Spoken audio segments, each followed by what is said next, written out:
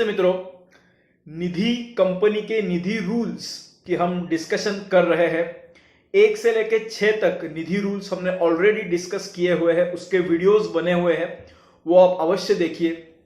आज रूल 7 के बारे में चर्चा करेंगे। बहुत ही महत्वपूर्ण रूल है। अभी तक आपने सब्सक्राइब नहीं किया है तो सब्सक्राइब करिए, इसका आपको अवश्य लाभ होगा। सारी जानकारी निधि रूल्स की आपको मिलेगी। तो रूल 7 जो है वो शेयर कैपिटल और अलॉटमेंट के बारे में बात करता है।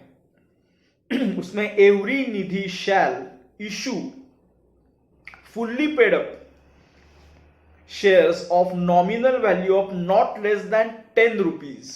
निधि कंपनी में आपको जो एक शेयर का मूल्य निर्धारित करना है वो कम से कम 10 रुपए का होना चाहिए।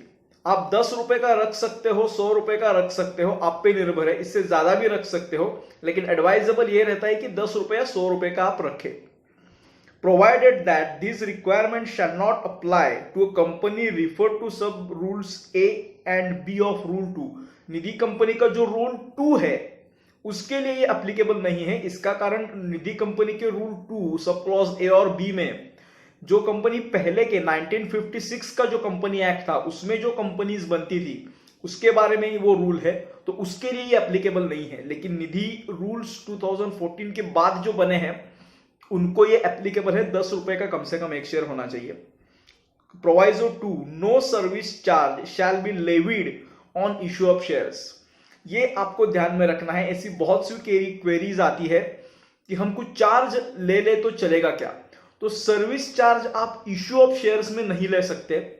अकाउंट मेंटेनेंस में आप ले सकते हो, मतलब नहीं ले सकते ऐसा कहीं बोला नहीं है निधि रूल्स में, तो इसका अर्थ ये निकाल सकते हो कि थोड़ा ले सकते हो। लेकिन इश्यू ऑफ शेयर्स या शेयर ट्रांसफर के केस में आप कोई चार्जेस उसके मत लीजिए। जितनी भी उसकी राशि है उतनी का ही आपको शेयर देना होगा। Every Nidhi shall allot to each deposit holder at least a minimum of 10 equity shares or shares equivalent to ₹100। अगर आपके शेयर का मूल्य 10 रुपीज है तो आपको हर व्यक्ति को 10 रुपीज के 10 शेयर्स ऐसे हर मेंबर को देने पड़ेंगे, या फिर 100 रुपए का है तो 100 रुपए का एक शेयर। मतलब उस मेंबर को मेंबर बनने के लिए 100 रुपीज इन्वेस्ट करने पड़ेंगे। उसके अगेंस्ट उसको एक तो 10 शेयर्स मिलेंगे या फिर 100 रुपए का एक शेयर मिलेगा। प्रोवाइडेड दैट, इसको एक्सेप्शन है, provided that saving account holder and recurring deposit account holder shall hold at least 1 equity share of ₹10।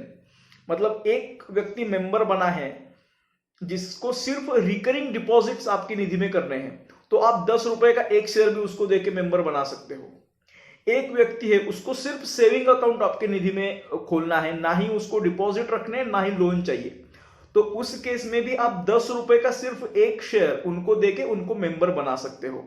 तो एक व्यक्ति को शेयर कैपिटल कैसा रहेगा इतना ही सिर्फ रूल 7 में बताया है, तो इसको आप ध्यान में रखिए, आपको इसका लाभ होगा।